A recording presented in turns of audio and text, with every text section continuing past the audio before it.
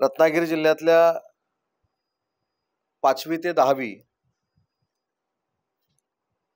11वी 12वी आणि 5वी ते 12वी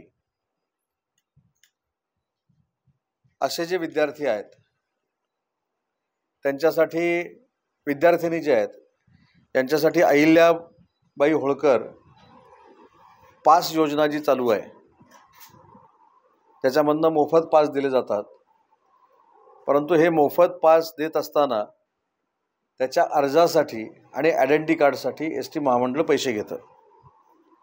तर आज आपण जिल्ह्यातल्या 70,580 ज्या मुली आहेत, मुलीच ना, त्यांचे फॉर्मचे पैसे आणि आयडेंटिटी कार्डचे पैसे मी ज्या संस्थेचा अध्यक्ष आहे त्या श्री रत्नागिरीच्या राजामार्फत करण्याचा महाराष्ट्रातला पहिला निर्णय हा रत्नागिरीमध्ये घेण्यात आलेला आहे। त्या पासचे आणि आयडेंटिटी कार्डचे जे पैसे आहेत, ज्या ग्रामीण भागातल्या मुलींना भुर्दंड पडतो, ते एसटी महामंडळानं घेऊ नये अशा स्पष्ट सूचना जिल्ह्याच्या स्तरावर मी दिलेल्या आहेत आणि त्याचे पैसे देखील या संस्थेमार्फत भरण्यात आलेले आहेत। आता याचा उपयोग काय होणार आहे? याचा उपयोग किती पैशाचं ते कार्ड आहे किंवा किती रुपयाचं ते कार्ड आहे आणि किती रुपयाचा तो फॉर्म आहे याच्यापेक्षा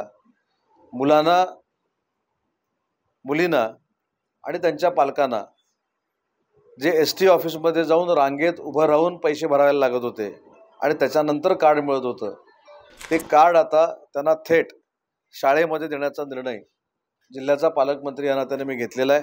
आणि ही देखील मला असं वाटतं की महाराष्ट्रातली पहिली योजना आहे जी मुलींसाठी आपण या रत्नागिरी जिल्ह्यामध्ये राबवतो।